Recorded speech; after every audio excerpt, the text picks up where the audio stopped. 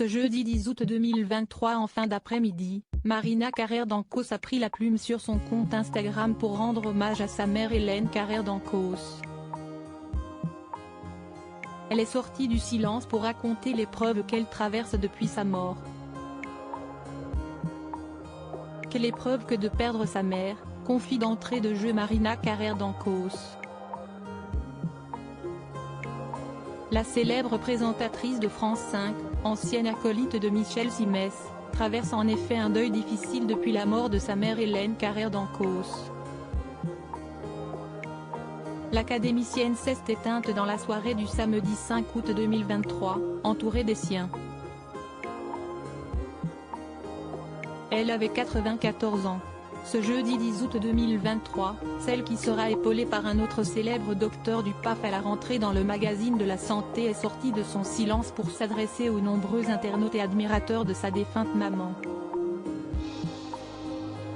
Je ne pourrai tous vous remercier personnellement, mais je voudrais que vous sachiez à quel point j'ai été touchée par vos messages.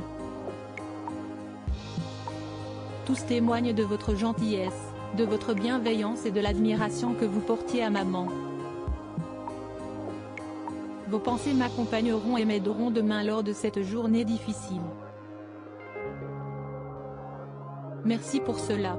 Elle conclut, je vous embrasse. Ce vendredi, elle sera notamment honorée dès 10h30 en l'église Saint-Germain-des-Prés dans le centre de Paris lors d'un service religieux. Puis un hommage national aura lieu d'ici la fin de l'été, selon les informations partagées par l'Élysée. Dans les commentaires, nombreux sont ceux à avoir fait part de tout leur soutien à Marina Carrère d'Ancos, de douces pensées pour vous et vos proches, très sincèrement, bon courage et sincères condoléances à votre famille, toutes mes pensées vous accompagnent. Si est tellement vrai, j'ai perdu ma mère il y a peu de temps et je peux vous dire que si est et cela restera toujours douloureux, peut-on ainsi lire.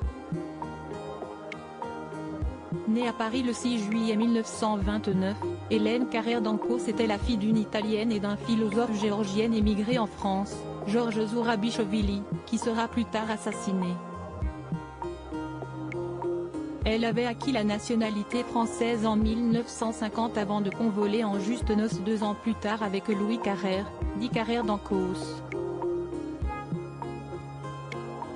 Elle laisse derrière elle 3 enfants aux brillantes carrières eux aussi, Marina, pour qui l'héritage familial a parfois été trop lourd, Nathalie et Emmanuel.